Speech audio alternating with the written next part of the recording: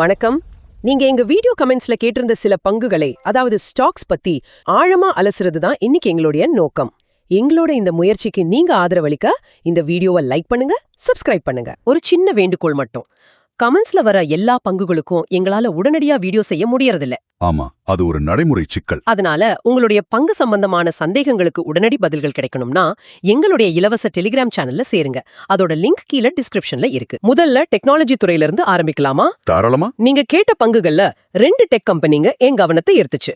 ஒன்னு வந்துட்டு டான்லா பிளாட்ஃபார்ம்ஸ், இன்னொன்னு ஹாப்பியஸ்ட் மைண்ட்ஸ். ஆமா, ரெண்டுமே டெக்னாலஜி தான். ஆனா அதோட கதை முற்றிலும் வெவ்வேறு மாதிரி இருக்கு. அதான், அத கொஞ்சம் அலசி பார்க்கலாமா? நிச்சயமா. முதல்ல டான்லா பிளாட்ஃபார்ம்ஸ். இவங்க ஒரு கம்யூனிகேஷன் பிளாட்ஃபார்ம் நிறுவனம். அதாவது பெரிய நிறுவனங்களுக்கு வாடிக்கையாளர்களோட பாதுகாப்பா மெசேஜ் அனுப்ப இவங்க உதவுறாங்க. அவங்களோட ட்ரூ பிளாக் ஏஐ பிளாட்ஃபார்ம் பத்தி படிச்சேன். அது ரொம்ப முக்கியம் இல்லையா? ரொம்ப முக்கியம். தவறல்லாத ஸ்பாம் மெசேஜ்களை தடுக்கிறதுல இது ஒரு பெரிய பங்கு வகிக்குது. ஆமா, நான் பார்த்த வரைக்கும் வெளிநாட்டு முதலீட்டாளர்கள், அதாவது எஃப்ஐஐ, போன காலாண்டுல அவங்க பங்குகளை 1.75% அதிகரிச்சிருக்காங்க. இது ஒரு நல்ல அறிகுறி தானே? மிகச்சரியான பாயிண்ட். எஃப்ஐஐகள் பங்குகளை வாங்குறாங்கன்னா அந்த நிறுவனத்தின் எதிர்கால வளர்ச்சி மேல அவங்களுக்கு நம்பிக்கை இருக்குன்னு அர்த்தம். அது மட்டும் இல்லாம டான்லாவோட பிஇ ரேஷியோ சுமார் 15.4 தான் இருக்கு. டான்லாவோட 15.4 பிஇ இதே துறையில இருக்கிற மத்த நிறுவனங்களோட ஒப்பிடும்போது ரொம்பவே நியாயமான மதிப்பீடு. அதனாலதான் இதுக்கு மிதமான வாங்குதல், அதாவது மாடரேட் பை பார்வை இருக்கு. சரி. அப்போ ஹாப்பியஸ்ட் மைண்ட்ஸ் நிலைமை என்ன? அவங்களும் ஜிஎன்ஏ கிளவுட்னு நவீன டெக்னாலஜில இருக்கிறாங்க. ஆனா அதோட பிஇ ரேஷியோ கிட்டத்தட்ட 38.2. இது ரொம்ப அதிகம் இல்லையா? கரெக்ட். அங்கதான் பிரச்சனையே ஆரம்பிக்குது. ஹாப்பியஸ்ட் மைண்ட்ஸ் ஒரு சிறந்த நிறுவனம், அதுல சந்தேகமே இல்ல. ஆனா அதோட தற்போதைய பங்கு விலை அதோட வருமானத்தை விட ரொம்பவே அதிகமா இருக்கு. பிரீமியம் வேல்யூவேஷன்ல இருக்கு. நான் ஜேஐ மாதிரி எதிர்கால டெக்னாலஜில அவங்க இருக்கிறதால இந்த பிரீமியம் மதிப்பீடு நியாயமானது தானே சிலர் வாதிடலாமே. நல்ல வாதம். நீண்ட காலத்துல ஜேஐ ஒரு பெரிய மாற்றத்தை உருவாக்கும் நம்புறவங்க இந்த விலையிலயும் வாங்க தயாரா இருக்கலாம். ஆனா குறுகிய காலத்துல இந்த அதிக மதிப்பீடும் குறைக்கப்பட்ட வளர்ச்சி கணிப்பும் ஒரு ரிஸ்க் உருவாக்குது. அப்போ என்னதான் பண்றது? அதனாலதான் இப்போதைக்கு புதுசா வாங்காம ஏற்கனவே வச்சிருந்தா வைத்திருங்கள், அதாவது ஹோல்ட் பண்றது நல்லதுங்கிற பார்வை இருக்கு. வளர்ச்சி இருக்கு, ஆனா சரியான விலைக்காக காத்திருக்கணும். ரொம்ப தெளிவா இருக்கு. சரி, டெக்னாலஜில இருந்து இப்போ கொஞ்சம் வேற மாதிரி நாட்டின் வளர்ச்சிக்கு அடித்தளமா இருக்கிற இன்ஃப்ராஸ்ட்ரக்சர் துறை பக்கம் போலாம். இங்கேயும் வாய்ப்புகளும் இருக்கு, ஆபத்துகளும் இருக்கு. கண்டிப்பா. படேல் இன்ஜினியரிங் மற்றும் ஏபிபி இந்தியா. முதல்ல படேல் இன்ஜினியரிங். இவங்க அணை, சுரங்கப்பாதை, பாலம் கட்டுறதுல நிபுணர்கள்.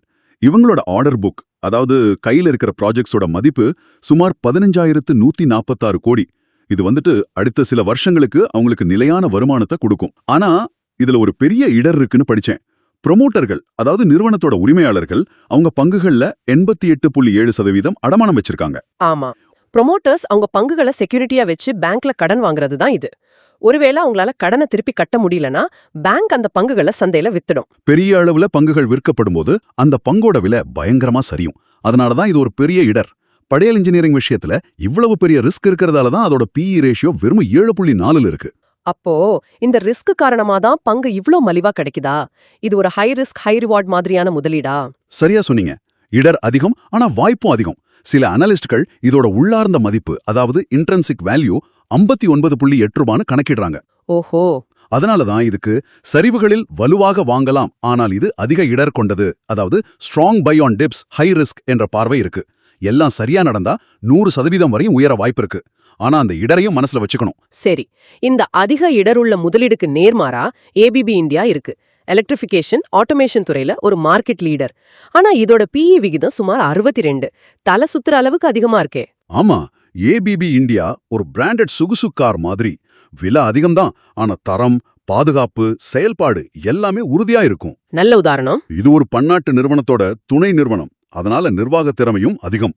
இது போன்ற தரமான நிறுவனங்கள் எப்போதுமே ஒரு பிரீமியம் மதிப்பீட்டுல தான் வர்த்தகமாகும். அப்போ இப்ப வாங்கலாமா இல்ல வெயிட் பண்ணலாமா? அதனால இப்போதைக்கு ஹோல்ட் பை ஆன் கரெக்ஷன்ஸ்ங்கிறது தான் பார்வை.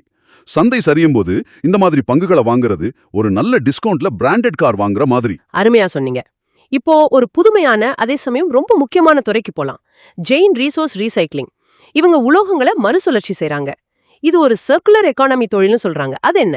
சர்க்குலர் எக்கானமினா பொருட்களை ஒரு முறை பயன்படுத்தி தூக்கி எரியாம அதையே மறுசுழற்சி செஞ்சு திரும்ப திரும்ப பயன்படுத்துறது. ஓகே. ஜெயின் ரிசோர்ஸ் ஈயம், தாமிரம், அலுமினியம் மாதிரியான பழைய உலோகங்களை உருக்கி புதுசா மாத்துறாங்க. இது சுற்றுச்சூழலுக்கு ரொம்ப நல்லது. இதத்தான் இஎஸ்ஜி, அதாவது சுற்றுச்சூழல், சமூகம் மற்றும் நிர்வாகம் சார்ந்த முதலீடுன்னு சொல்றோம். இந்த மாதிரி நிறுவனங்களுக்கு எதிர்காலத்துல பெரிய மவுஸ் இருக்கும்னு சொல்றாங்க. நிச்சயமா. வளர்ச்சி எண்கள் கூட பிரமாதமா இருக்குன்னு பார்த்தேன். போன வருஷத்தோட ஒப்பிடும்போது வருமானம் 52%, லாபம் 78% அதிகரிச்சிருக்கு. ஆமா, வளர்ச்சி அபாரமா இருக்கு. ஆனா இந்த நல்ல விஷயங்கள் எல்லாமே ஏற்கனவே பங்கு விலையில பிரதிபலிக்குது. அதனாலதான் இதோட PE ரேஷியோ 55.6ன்னு ரொம்ப அதிகமா இருக்கு. அப்போ இதுவும் ஒரு பிரீமியம் பங்குதானா? ஆமா, இது ஒரு குறுகிய கால லாபத்துக்கான பங்கு இல்ல. நீண்ட காலத்துல ESG தீம்ல முதலீடு செய்ய விரும்புறவங்களுக்கு இது ஒரு நல்ல வாய்ப்பு. அதனால மிதமான வாங்குதல், குறிப்பாக நீண்ட காலத்திற்கு, அதாவது மாடரேட் பை லாங் டேர்ம் என்ற பார்வை கொடுக்கப்பட்டிருக்கு. சரி, ESGங்கிற ஒரு நவீன தீம்ல இருந்து ரியல் எஸ்டேட்ங்கிற ஒரு கிளாசிக் துறைக்கு வருவோம். பிரிகேட் என்டர்பிரைசஸ் பெங்களூரை மையமா வச்சு குடியிருப்பு, வணிக வளாகம், ஹோட்டல்னு பல ப்ராஜெக்ட்களை செய்றாங்க. இப்போ ரியல் எஸ்டேட் துறை ஒரு நல்ல ஏற்றத்துல இருக்கு இல்லையா? ஆமா, அது பிரிகேட் நிறுவனத்துக்கு ரொம்ப சாதகமா இருக்கு. அவங்க கையில நிறைய ப்ராஜெக்ட்கள் இருக்கு. இங்க நாம கவனிக்க வேண்டிய முக்கியமான விஷயம் பங்குதாரர்கள் விவரம். FII, அதாவது வெளிநாட்டு நிறுவன முதலீட்டாளர்கள் 18.67% பங்குகளையும், அப்புறம் DII, அதாவது உள்நாட்டு நிறுவன முதலீட்டாளர்கள் 23.28% பங்குகளையும் வச்சிருக்காங்க. ஆமா, அப்போ கிட்டத்தட்ட 42% பங்குகள் பெரிய முதலீட்டாளர்கள் கையில இருக்கு. இது எதை காட்டுது? இது அந்த நிறுவனத்தோட நிர்வாகம் மற்றும் எதிர்கால வளர்ச்சி மேல பெரிய முதலீட்டாளர்களுக்கு இருக்கிற அசைக்க முடியாத நம்பிக்கையை காட்டுது. இது ஒரு ரொம்ப பாசிட்டிவான விஷயம். வேல்யூவேஷன் எப்படி இருக்கு? அதோட PE ரேஷியோவும் 26ல இருக்கு. ரியல் எஸ்டேட் துறையோட வளர்ச்சிக்கு இது ஒரு நியாயமான மதிப்பீடு தான். அதனால இதுக்கு வாங்கலாம், அதாவது பை என்ற பார்வை இருக்கு. அருமை. இதுவரைக்கும் பெரிய துறைகளை பார்த்தோம். இப்போ அவங்கவங்க துறையில தனித்துவமா ராஜாவா இருக்கிற சில நிறுவனங்களை பத்தி பார்க்கலாம். முதல்ல சுலா வைன் யார்ட்ஸ். இந்தியாவின் மிகப்பெரிய ஒயின் தயாரிப்பாளர். ஆமாம், சுலா ஒரு பிரீமியம் பிராண்ட். இந்தியால ஒயின் கலாச்சாரம் வளர்ந்துட்டு வர்றது இவங்களுக்கு சாதகம். ஆனா இதுல ஒரு சின்ன சிக்கல் இருக்கு. என்ன அது? வைன் விற்பனை சில குறிப்பிட்ட சீசன்கள்ல மட்டும் அதிகமா இருக்கும். அந்த பருவகால பலவீனம் காரணமா தற்போதைக்கு இதுக்கு நடுநிலை, அதாவது நியூட்ரல் பார்வை தான் இருக்கு. ஓகே. அடுத்து கிரைண்ட்வெல் நாட்டன். இவங்க அப்ரேசிவ்ஸ், அதாவது தேய்ப்பு பொருட்கள் மற்றும் செராமிக்ஸ் துறையில தலைவர். இதுவும் ஒரு தரமான நிறுவனம். ஆனா PE 45ல இருக்கு. அதனால இதுவும் சற்று விலை உயர்ந்த பங்கு. எனவே வைத்திருங்கள், ஹோல்டு பார்வை. இந்த வரிசையில மூணாவதா SKF இந்தியா. இவங்க பேரிங்ஸ் தயாரிக்கிறாங்க. SKF இந்தியா வாகனம் மற்றும் தொழிற்சாலைகளுக்கு தேவையான பேரிங்ஸ் தயாரிக்கிற முன்னணி நிறுவனம். சமீபத்துல இந்த பங்கோட விலை நல்லா சரிஞ்சிருக்கு. அது ஒரு வாய்ப்பா பார்க்கலாமா? கண்டிப்பா. அதனால இதோட PE ரேஷியோ இப்போ 17க்கு வந்திருக்கு. இது இந்த துறைக்கு ஒரு கவர்ச்சிகரமான மதிப்பீடு. உள்நாட்டு முதலீட்டாளர்களான DIIகளும் அவங்க பங்குகளை அதிகரிச்சிருக்காங்க. அப்போ இது ஒரு நல்ல வாய்ப்பா பார்க்கப்படுது. அதனால சரிவுகளில் வாங்கலாம், பை ஆன் டிப்ஸ் என்ற பார்வை கொடுக்கப்பட்டுள்ளது. சரி, இதுவரைக்கும் வாங்க வேண்டிய, வைத்திருக்க வேண்டிய பங்குகளை பத்தி ஆழமா பார்த்தோம். இப்போ பட்டியல்ல இருக்கிற கடைசி பங்கு, நாம கொஞ்சம் தள்ளியே நிக்க வேண்டிய ஒரு பங்கு, உத்கர்ஷ் ஸ்மால் ஃபைனான்ஸ் வங்கி. ஆமா, இதுவரைக்கும் பார்த்த பங்குகள்ல இதுதான் ரொம்ப எச்சரிக்கையா இருக்க வேண்டிய பங்கு. ஏன் அப்படி சொல்றீங்க? முதல் பிரச்சனை, இந்த வங்கி நஷ்டத்துல இயங்குது. ரெண்டாவது, மூலதன அழுத்தத்துல இருக்கு, அதாவது அவங்களுக்கு இன்னும் பணம் தேவைப்படுது. ஓகே. ஆனா எல்லாத்தையும் விட முக்கியமான ஒரு அபாய சங்கு என்னன்னா, FII மற்றும் DII, அதாவது வெளிநாட்டு மற்றும் உள்நாட்டு பெரிய முதலீட்டாளர்கள் 2 பேருமே தங்களோட பங்குகளை குறைச்சிருக்காங்க. பெரிய முதலீட்டாளர்கள் வெளியேறாங்கன்னா ஏதோ சரியில்லைன்னு நம்ம புரிஞ்சுக்கணுமா? 100க்கு 100. அவங்க கிட்ட நம்மளை விட அதிக தகவல்கள் இருக்கும். அவங்களே வெளியேறும்போது நாம உள்ள போறது புத்திசாலித்தனம் இல்ல. ரொம்ப சரி. சந்தையில முதலீடு செய்ய எவ்வளவோ நல்ல வாய்ப்புகள் இருக்கும்போது இது போன்ற அதிக இடர் உள்ள பங்குகளை தவிர்ப்பதுதான் நல்லது. அதனால இதுக்கு தெளிவான பார்வை, அவாய்ட் ஹை ரிஸ்க். ரொம்ப தெளிவா விளக்குனீங்க. இந்த 10 பங்குகளையும் பத்தி நிறைய தெரிஞ்சுக்கிட்டோம். இப்போ கேட்டுக்கொண்டிருக்கிறவங்களுக்காக நம்ம பேசினத ஒரு சுருக்கமா சொல்ல முடியுமா? எது பெஸ்ட், எதுல கவனமா இருக்கணும்னு? முதல்ல, சிறந்த மதிப்புள்ள பங்குகள், best value picks, Patel Engineering, Tanla Platforms மற்றும் SKF இந்தியா. ஆனா படேல் என்ஜினியரிங்ல ரிஸ்க் அதிகம். ஆமா, அது ஞாபகம் இருக்கட்டும். இந்த பங்குகள் அதோட துறை மற்றும் நிதிநிலையை ஒப்பிடும்போது நல்ல விலையில் கிடைக்குது. அடுத்து, தரமான ஆனால் விலை உயர்ந்தவை, quality but expensive, ABB India மற்றும் கிரைண்ட்வெல் நாட்டன். குவாலிட்டிக்கு விலை கொடுக்கணும். சரியா சொன்னீங்க. மூணாவதா, வளர்ச்சி மற்றும் தீம் சார்ந்த முதலீடு, growth theme play, Jain Resource recycling.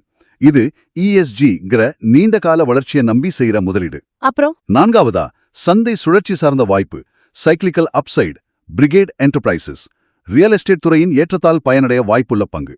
கடைசியா, ரொம்ப முக்கியமா, கண்டிப்பாக தவிர்க்க வேண்டியது avoid high risk, Utkarsh small finance வங்கி. இந்த விரிவான அலசலுக்கு மிக்க நன்றி. இதை கேட்டுக்கொண்டிருக்கிற உங்களுக்கும் எங்கள் நன்றி. இந்த பங்குகளை பற்றி உங்களுடைய எண்ணங்களையும் கேள்விகளையும் கமெண்ட்ஸ்ல பகிர்ந்துக்கோங்க. அடுத்து நான் எந்த பங்கு ஆய்வு செய்யணும்னு நீங்க கமெண்ட்ஸ்ல சொல்லுங்க. ஒரு முக்கியமான விஷயம், இங்க நம்ம பகிர்ந்துகிட்ட தகவல்கள் எல்லாமே கல்வி மற்றும் தகவல் நோக்கத்துக்காக மட்டும்தான். ஆமா, இது எந்த வகையிலையும் பங்குகளை வாங்குறதுக்கோ விக்கிறதுக்கோ செய்யற பரிந்துரை கிடையாது. எந்த ஒரு முதலீட்டு முடிவையும் எடுக்கிறதுக்கு முன்னாடி உங்க நிதி ஆலோசகர்கிட்ட ஃபினான்ஷியல் அட்வைசர் கலந்தாலோசிப்பது ரொம்ப ரொம்ப அவசியம். மீண்டும் அடுத்த ஆய்வில் சந்திப்போம். நன்றி.